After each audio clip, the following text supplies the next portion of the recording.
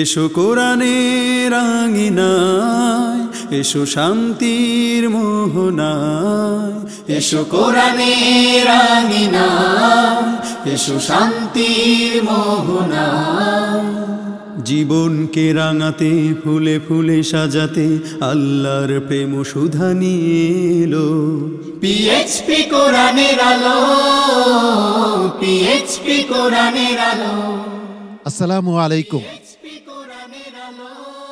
প্রচণ্ড খরতাপে দগ্ধ একটি মরুভূমিতে সফরকারী কোনো মানুষের কাছে এক পেয়ালা পানি যেমন আরাধ্য, ঠিক তেমনি প্রতিটি মুমিনের কাছে কোরআন তেলাওয়াত তেমনি আরাধ্য।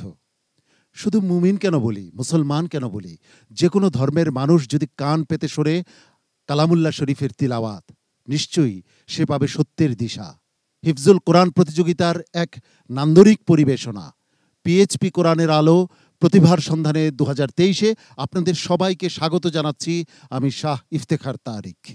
এই অনুষ্ঠানের টাইটেল স্পন্সর হিসাবে রয়েছে পিএইচপি ফ্যামিলি, কো স্পন্সর হিসাবে রয়েছে আল আরাফা ইসলামী bank limited, smart active gold Mehedi, centre for জাকাত ম্যানেজমেন্ট, ইনফিনিটি মেগা মল ও সেভয় আইসক্রিম। আমরা খুঁজছি 2023-এর সেরা প্রতিযোগীকে, যার জন্য রয়েছে 4 লক্ষ টাকা পুরস্কার। দ্বিতীয়, তৃতীয় ও চতুর্থ স্থান অধিকারীর জন্য রয়েছে যথাক্রমে 3 লক্ষ, 2 লক্ষ ও 1 লক্ষ টাকা পুরস্কার। এছাড়াও রয়েছে বিভিন্ন ক্যাটাগরিতে পুরস্কার। মোট 25 লক্ষ টাকার পুরস্কার রয়েছে এই প্রতিযোগিতা জুড়ে। আর এই পুরস্কারগুলো স্পন্সর করেছে বাংলা ক্যাট। প্রতিযোগীদের উস্তাদদের জন্য রয়েছে পুরস্কার। তাদের জন্য রয়েছে পিএইচপি অটোমোবাইলসের পক্ষ থেকে পিএইচপি মোটরসাইকেল এবং পিএইচপি ফ্যামিলির পক্ষ থেকে ওমরার ব্যবস্থা।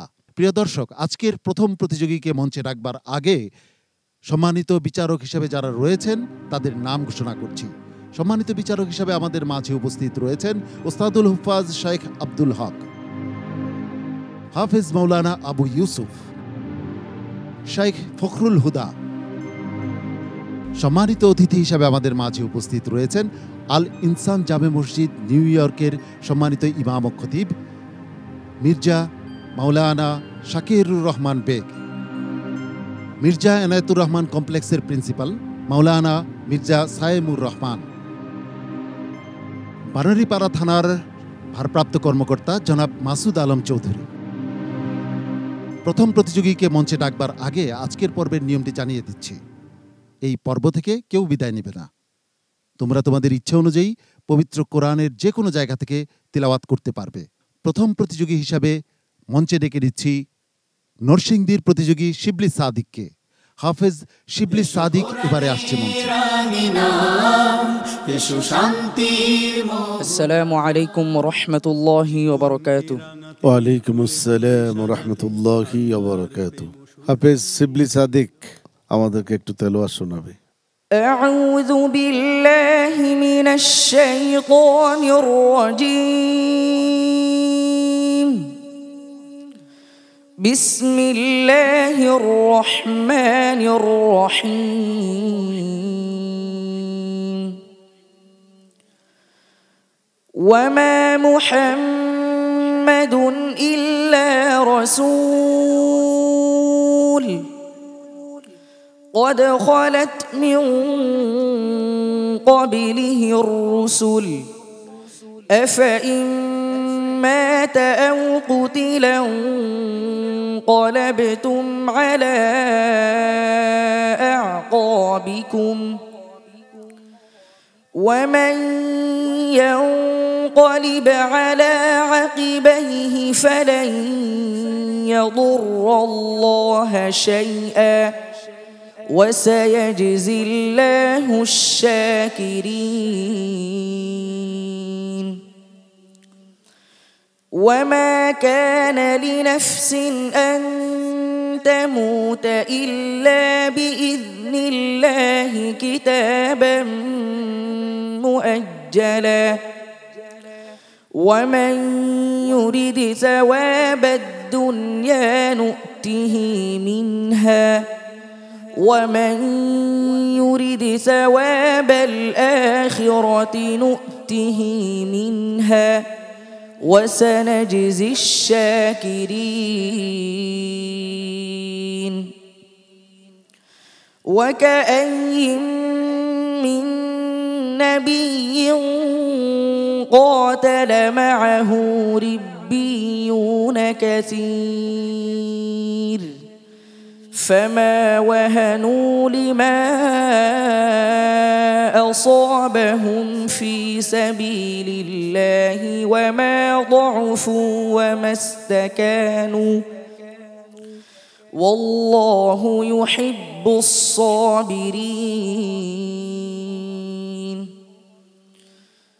وما كان قولهم إلا أن قالوا ربنا اغفر لنا ذنوبنا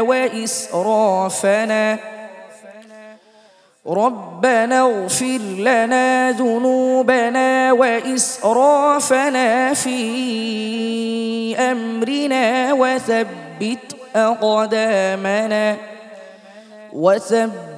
أقدامنا وانصرنا على القوم الكافرين حسبك صدق الله العظيم মাশাআল্লাহ, তোমার চমৎকার তিলাওয়াত শুনছিলাম শিবলি সাদিক। তোমার পারফরমেন্স কেমন হলো সম্মানিত উস্তাজির কাছ থেকে জেনে আসি। উস্তাজি, শিবলি সাদিকের তিলাওয়াত কেমন হলো? শিবলি সাদেকের তেলাওয়াত তো খুব সুন্দর তেলাওয়াত, তবে তাজিবদের বেলায় আর একটু সতর্ক হইতে হবে। তোমার হামসের হরফটা একটু শক্ত হয়ে যায়, এটা নরম হবে, পাতলা হবে। আর রাগুলির প্রতি আরও খেয়াল রাখতে হবে, রাগুলির মধ্যে তাকরার হয়ে যায়, যেগুলি সবসময় বরাবর বলা হইতেছে, এদিকে খুব সতর্ক থাকতে হবে, তাহলে আরও সুন্দর হবে। ইনশাল্লাহ এগিয়ে যাও। মোহতারাম আবু ইউসুফ। শিবলি সাদিক ভালো তেলাওয়াত করেছে, তেলাওয়াতের যে মাধুর্যতা ছিল তার। আর এছাড়া যদি ওস্তাদজি যে পরামর্শ তোমাকে দিয়েছে, এগুলো তো দর্শনীয় তেলাওয়াতের, তো সেই ক্ষেত্রে তোমার সতর্ক হতে হবে, এগিয়ে যাও। সম্মানিত অতিথি মির্জা শাকিরুর রহমান বেগ, আপনার কাছে কেমন লাগছে এই যে প্রকৃতিতে কোরআনের মজলিস বসেছে? খুব সুন্দর পরিবেশ এবং কোরআন শরীফ শুনে আমি মুগ্ধ। আল্লাহ পাক তাকে কবুল করুক এবং বড় কারি হওয়ার তৌফিক দান করুক। আল্লাহ পিএসপি কোরআনের খেদমতকে কবুল করুক। সম্মানিত অতিথি মির্জা সায়েমুর রহমান। জি আলহামদুলিল্লাহ, তুমি অত্যন্ত সুন্দর তেলাওয়াত করেছো। ওস্তাদজি যে দিক নির্দেশনা দিয়েছে এটা মেনে চললে তুমি সফল হবে। আমি তোমার সার্বিক সফলতা কামনা করছি। শিবলি সাদিকের জন্য আমার পক্ষ থেকে অনেক অনেক ভালোবাসা এবং দোয়া রইল। আসসালামু আলাইকুম ওয়া রাহমাতুল্লাহি ওয়া বারাকাতুহু। পিএইচপি কোরআনের আলো প্রতিভার সন্ধানে 2023-এ আমরা শুনছি পবিত্র কালামুল্লাহ শরীফের তিলাওয়াত। এবারে শুনবো সিলেটের প্রতিযোগী আবু হানিফার তিলাওয়াত। হাফেজ আবু হানিফা।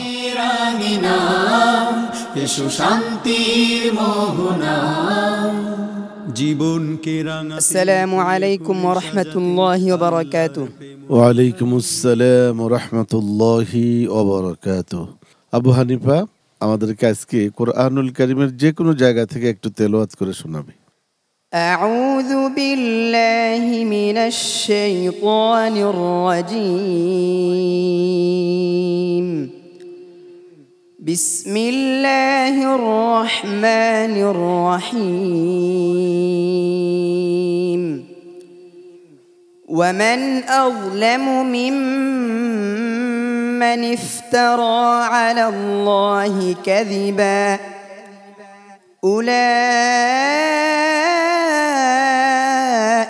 يعرضون على ربهم ويقول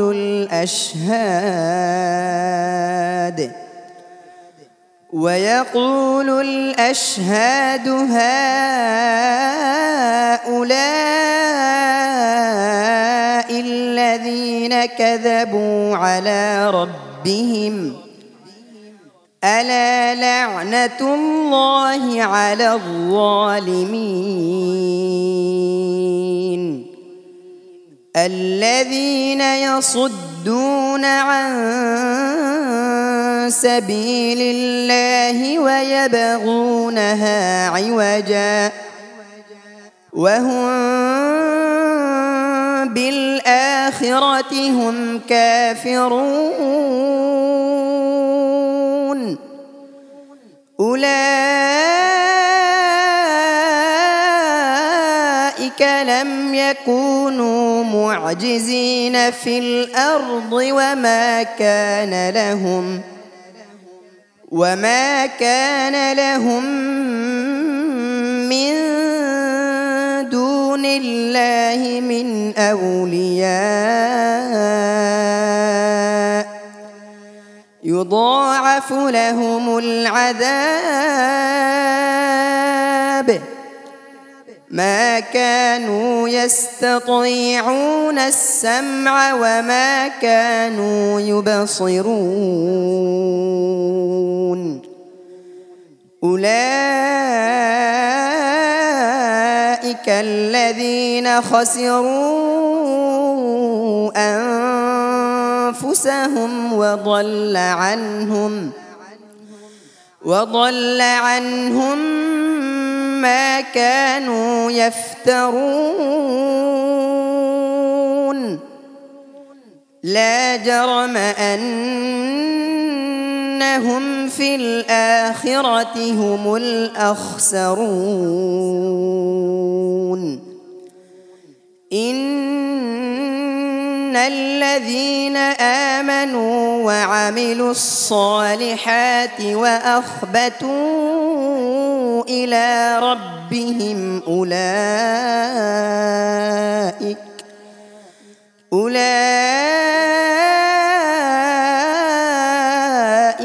أصحاب الجنة هم فيها خالدون مثل الفريقين كالأعمى والأصم والبصير والسميع هل يستويان مثلا أفلا تذكرون حسبك صدق الله مولانا العظيم কোরআনুল কারীমের তেলাওয়াত হৃদয়কে প্রশান্ত করে, কোরআনুল কারীমের শিক্ষা জাতিকে উন্নত করে। আবু হানিফার আজকের পারফরমেন্স কেমন ছিল সম্মানিত বিচারক হাফেজ মাওলানা আবু ইউসুফের কাছ থেকে জেনে আসি। ধন্যবাদ আবু হানিফা, তুমি যে সুরে তেলাওয়াত করলে এই সুরটা আরো কিন্তু মজা আছে। আমাদের কাতারের শায়েখ অনেক সময় বলে যে আসলে যে নিজের যে সুরটা সেটা যদি তুমি আয়ত্ত করতে পারো আর সেটা দিয়ে যদি তেলাওয়াত করো এটা আরো মাশাআল্লাহ আরো বেটার। প্র্যাকটিস যদি বেশি বেশি করো তাহলে ইনশাআল্লাহ তোমার তেলাওয়াত আরো সুন্দর হবে। এগিয়ে যাও ওস্তাদ জি। অনুগুলি হরফ মাখরাজ সিফাতের প্রতি খেয়াল রেখে ইনশাআল্লাহ উচ্চারণ করলে আরো সুন্দর হবে। মোহতারাম শেখ ফখরুল হুদা, যখনই তোমার আইন সাকিন পেশের পরে যে দুইটা এসেছিল ওখানে আইন তোমার নড়ে যায়, রদুন হয়ে যায়, অন্য জায়গায় ঠিক ছিল।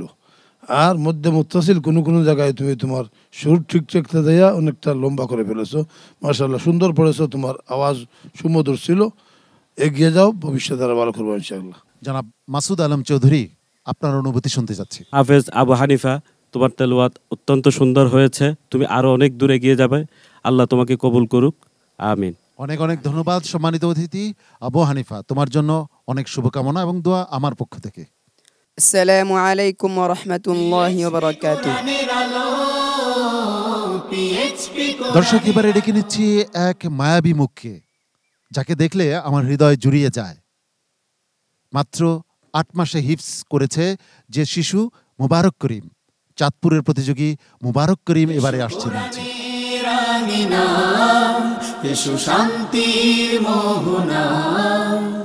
আসসালামু আলাইকুম ওয়া রাহমাতুল্লাহি ওয়া বারাকাতুহু। ওয়া আলাইকুম আসসালাম ওয়া রাহমাতুল্লাহি ওয়া বারাকাতুহু। হুজুর ভালো আছেন আপনি? আলহামদুলিল্লাহ, আপনি কেমন আছেন? আমি তো অনেক ভালো আছি। আপনাকে তো খুব স্মার্ট লাগতেছে, খুব একটা ধন্যবাদ দেন আমাকে। ধন্যবাদ। কতদিনে হেফ শেষ করছেন আপনি? 8 মাস। মাশাআল্লাহ, আল্লাহু আকবার। বয়স কত হুজুর আপনার? 9 বছর। 9 বছর বয়স, 8 মাসে কোরআনুল কারীম বুকে ধারণ করেছে। কোনো কথা নেই, শুধু দোয়া আপনার জন্য। তো আজকে আমাদেরকে একটু তেলাওয়াত শোনান, আমরা একটু শুনি। আউযু বিল্লাহি মিনাশ শাইতানির রাজীম।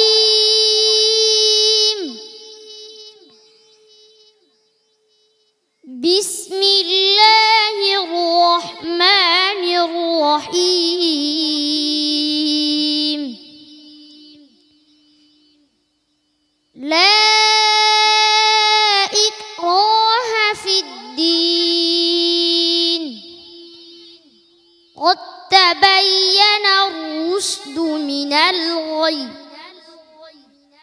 فمن يكفر بالطاغوت ويؤمن بالله فقد استمسك بالعروة الوثقى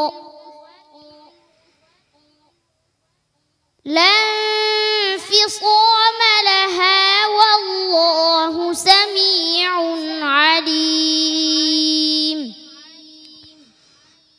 الله ولي الذين آمنوا يخرجهم من الظلمات إلى النور والذين كفروا أولياؤهم الطاغوت يخرجونهم من النور إلى الظلمات أولئك أصحاب النار هم فيها خالدون ألم تر إلى الذي حاج إبراهيم في ربه أن آتاه الله الملك إذ قال إبراهيم ربي الذي يحيي ويميت قال أنا أحيي وأميت قال إبراهيم فإن الله يأتي بالشمس من المشرق فأت بها من المغرب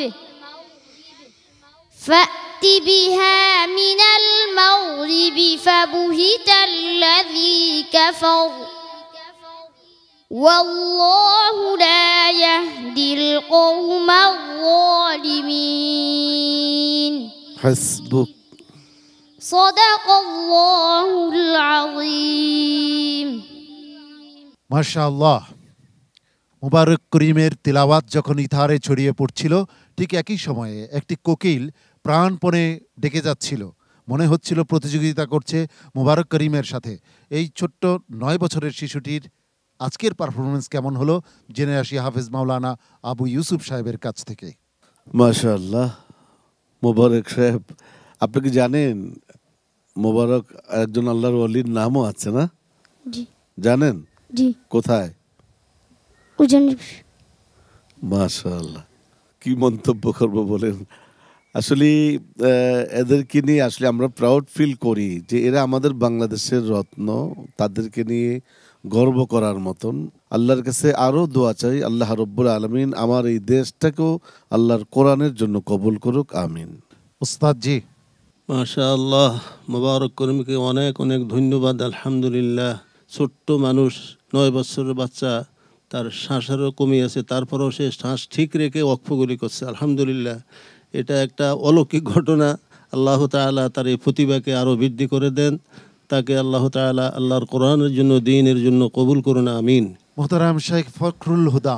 মাশাআল্লাহ, তোমার তিলাওয়াত আমরা খুব মনোযোগ দিয়ে শুনছিলাম। সুন্দর তিলাওয়াত করেছো, শেখ অভিমত দিয়েছেন। একটু আমি তোমার উস্তাদকে অনুরোধ করবো, তোমার ইখফা শফবি একটু যেন খেয়াল করেন। বিল্লাহ যেন না হয়। ইখফা শফবিতে মিমটা আছে, ঠোঁট দুটা হালকাভাবে লাগতে হবে, নতুনটা মদের মতো এটা হয়ে যাবে। বাকি তোমার খুব সুন্দর তিলাওয়াত আছে, ভবিষ্যতে আশা করি আরো ভালো করবে। মোহতারাম অতিথি মাওলানা মির্জা শাকিরুর রহমান। মোবারক করিমকে আল্লাহ কবুল করুক, দিনের দায়ী হিসেবে কবুল করুক এবং তার প্যারেন্টসদেরকে কবুল করুক। সবাইকে বলি অনেক অনেক দোয়া এবং ভালোবাসা তোমার জন্য। আর আজকে বলছি আমার জন্য অনেক দোয়া চাই আপনার কাছে। আসসালামু আলাইকুম ওয়া রাহমাতুল্লাহি ওয়া বারাকাতুহু। পিএইচপি কোরআনের আলো প্রতিভার সন্ধানে 2023-এ জমে উঠেছে প্রতিযোগিতা। এবারে মঞ্চে ডেকে নিচ্ছি নোয়াখালীর একজন প্রতিযোগীকে, যার নাম মশিউর রহমান। হাফেজ মশিউর রহমান এবারে মঞ্চে আসছে।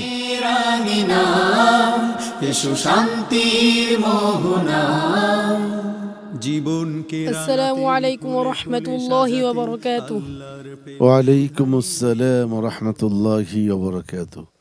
মশিউর রহমান, আজকে আপনার কাছ থেকে আমরা একটু তেলাওয়াত শুনবো, কোনো প্রশ্ন হবে না, আজকে আমাদেরকে একটু তেলাওয়াত শোনাবে। হ্যাঁ, আউযু বিল্লাহি মিনাশ শাইতানির রাজীম বিসমিল্লাহির রহমানির রহিম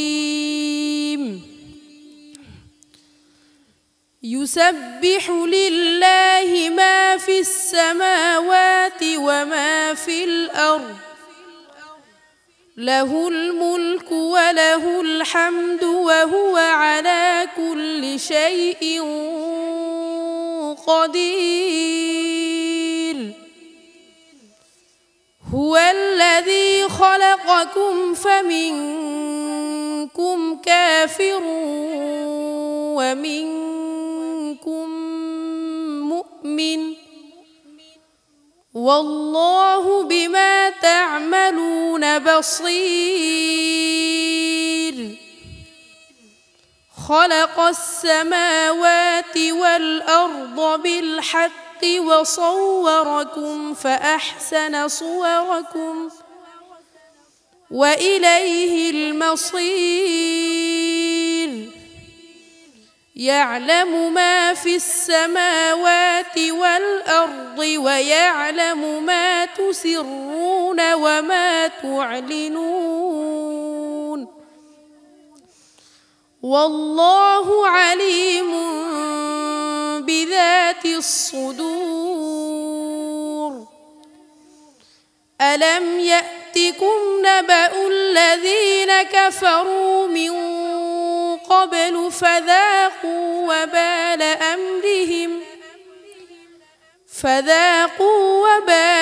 أمرهم ولهم عذاب أليم ذلك بأنه كانت تأتيهم رسلهم بالبينات فقالوا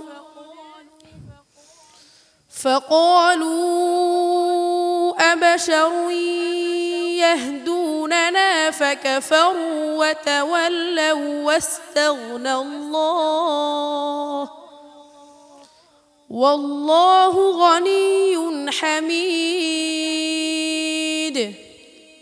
زعم الذين كفروا أن لن يبعثوا قل بلى وربي لتبعثن ثم لتنبؤن بما عملتم وذلك على الله يسير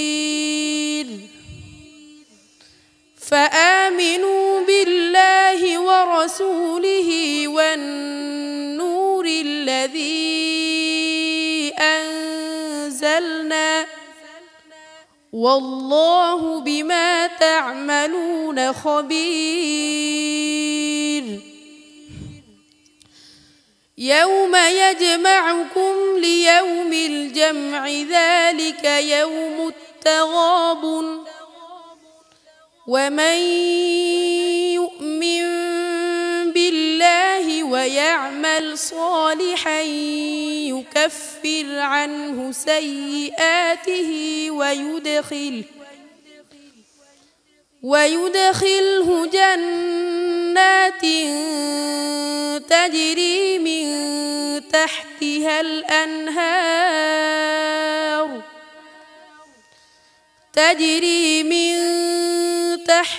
الأنهار خالدين فيها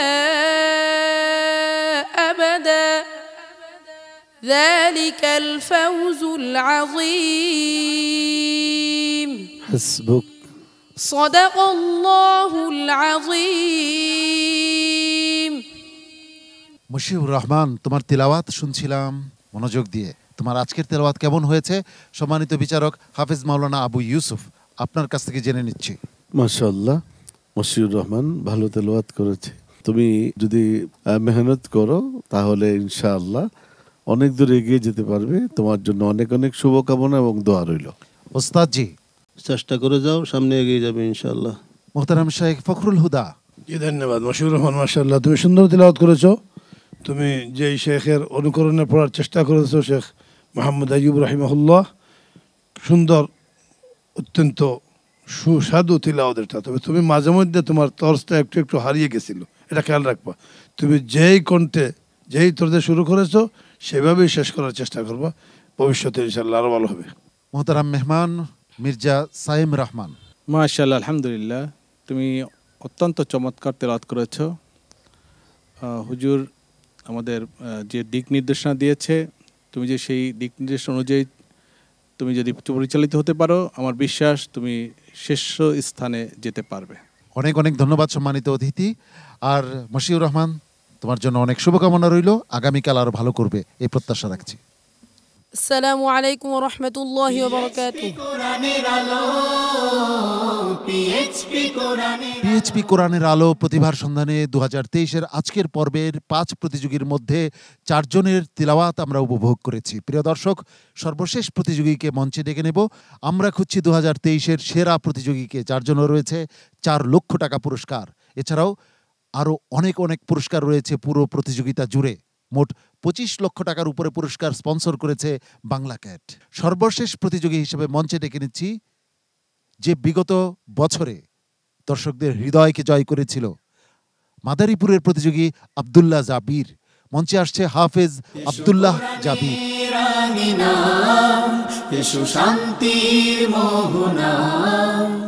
আসসালামু আলাইকুম ওয়া রাহমাতুল্লাহি ওয়া বারাকাতুহু। ওয়ালাইকুম আসসালাম ওয়া রাহমাতুল্লাহি ওয়া বারাকাতুহু।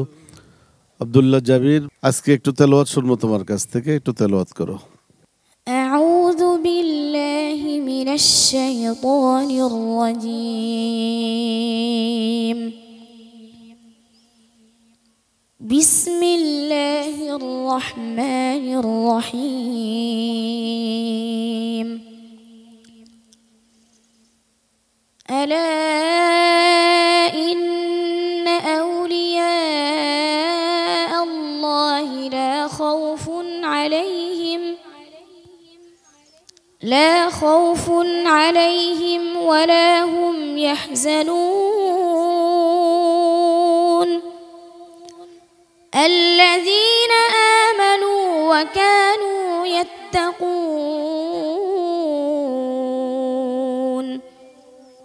لهم البشرى في الحياة الدنيا وفي الآخرة لا تبديل لكلمات الله ذلك هو الفوز العظيم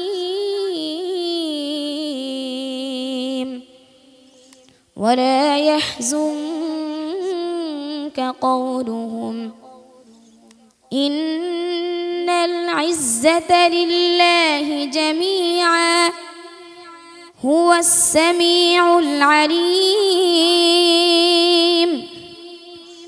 ألا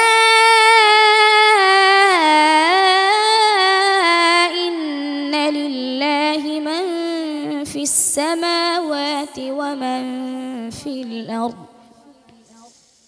وما يتبع الذين يدعون من دون الله شركاء إن يتبعون إلا الظن وإن هم إلا يخرصون هو الذي جعل لكم الليل لتسكنوا فيه والنهار مبصرا إن في ذلك لآيات لقوم يسمعون قالوا اتخذ الله ولدا سبحانه هو الغني له ما في السماوات وما في الأرض إن عندكم من سلطان بهذا أتقولون على الله ما لا تعلمون قل إن الذين يفترون على الله الكذب لا يفلحون متاع في الدنيا ثم إلينا مرجعهم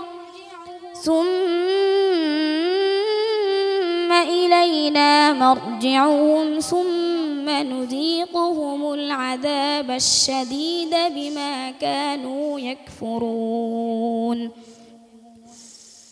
واتل عليهم نبأ نوح إذ قال لقومه يا قوم إن كان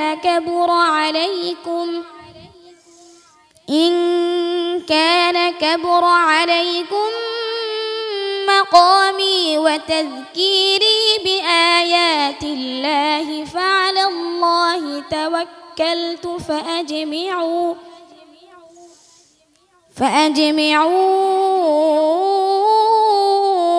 أمركم وشركاءكم ثم لا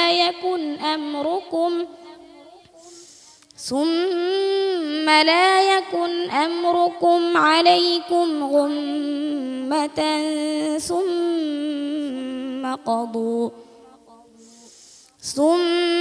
قضوا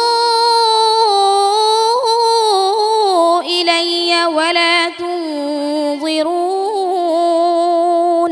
حسبك صدق الله مولانا العظيم আব্দুল্লাহ জাবির, এত উদ্বেগের মধ্যে, উৎকণ্ঠার মধ্যে তুমি আমায় রাখলে, মনে হচ্ছিল এই বোধহয় তুমি থেমে যাচ্ছ, কিন্তু শেষ পর্যন্ত তুমি কি করেছো জেনে আসি ওস্তাদজির কাছ থেকে। অত্যন্ত চমৎকার তেলাওয়াত করেছেন, আলহামদুলিল্লাহ। আব্দুল্লাহ জাবির, সুম্মা কদ কেমনে বলছো? দটা আর একটু মোটা হবে, কি হবে? কদ, সুম্মা কদ পাতলা হয়ে গেছে, দোয়াটা আরো মোটা করলে আরো সুন্দর হবে ইনশাআল্লাহ। এগিয়ে যাও। হাফেজ মাওলানা আবু ইউসুফ। মাশাআল্লাহ, মানে শরীর দেখলে বোঝার কোনো উপায় নাই যে এত চমৎকার তেলাওয়াত সে করতে পারে। মাশাআল্লাহ, ভালো তেলাওয়াত হয়েছে, এগিয়ে যাও। মোহতারাম শাইখ ফখরুল হুদা। জি ধন্যবাদ। মাশাআল্লাহ মাশাআল্লাহ আব্দুল্লাহ জাবির, তোমার তেলাওয়াতের চমৎকার আন্দাজ ছিল, তোমার খুব সুন্দর তেলাওয়াত হয়েছে। তবে তোমার উদ্দেশ্যে এবং আরো অন্যান্য হাফেজদের উদ্দেশ্যে আমি দুই একটা মুলাহাজা বলবো। মাদের 6টা স্তর রয়েছে।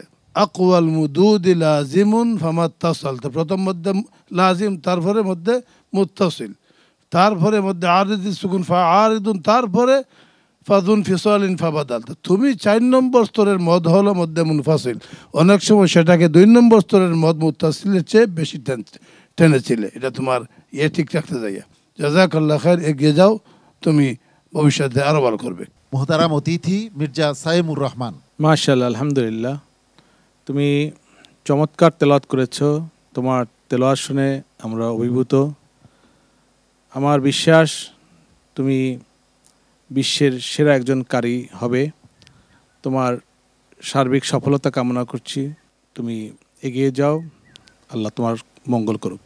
আব্দুল্লাহ জাবির, অনেক স্নেহ, অনেক মায়া তোমার জন্য, শুধু আমার না, দর্শকদের, সম্মানিত বিচারকদের, সবার তোমার জন্য অনেক অনেক ভালোবাসা রইল আমাদের পক্ষ থেকে। আসসালামু আলাইকুম ওয়া রাহমাতুল্লাহি ওয়া বারাকাতুহু। পিএইচপি কোরআনের আলো প্রতিভার সন্ধানে 2023-এর আজকের পর্বের 5 প্রতিযোগীর তিলাওয়াত আমরা উপভোগ করেছি। প্রিয় দর্শক, আজকের পর্বে কেউ বিদায় নিচ্ছে না। এই 5 প্রতিযোগী আগামীকাল আবারও পারফর্ম করবে। দুদিনের পারফরমেন্সের বিবেচনায় সম্মানিত বিচারক মণ্ডলী বেছে নেবেন পরবর্তী রাউন্ডের জন্য 3 জনকে, আর 2 জনকে বিদায় নিতে হবে। আজকের পর্বের একেবারে শেষ পর্যায়ে আমরা উপনীত হয়েছি। সম্মানিত বিচারক মণ্ডলীকে আন্তরিক মোবারকবাদ জানাচ্ছি, ধন্যবাদ ও কৃতজ্ঞতা জানাচ্ছি সম্মানিত অতিথিদেরকে। প্রিয় দর্শক, আপনাকেও মোবারকবাদ ও ধন্যবাদ জানাচ্ছি আমাদের সঙ্গে থাকার জন্য। আগামীকাল একই সময় আপনাদের প্রিয় স্যাটেলাইট চ্যানেল এনটিভির পর্দায় আপনাদের প্রিয় অনুষ্ঠান হিফজুল কোরআন প্রতিযোগিতার এক নান্দনিক আয়োজন পিএইচপি কোরআনের আলো প্রতিভার সন্ধানে 2023 দেখার আন্তরিক আমন্ত্রণ জানাচ্ছি। মহান রাব্বুল আলামিন আপনাদের সবাইকে ভালো রাখুন, সুস্থ রাখুন, ঈমান ও আমলের সঙ্গে রাখুন। এই প্রত্যাশায় আমি শাহ ইফতেখার তারিক আজকের মতো এখানেই বিদায় নিচ্ছি। আসসালামু আলাইকুম ওয়া রাহমাতুল্লাহি ওয়া বারাকাতুহু। কোরআনের আলো, পিএইচপি কোরআনের আলো, পিএইচপি কোরআনের আলো।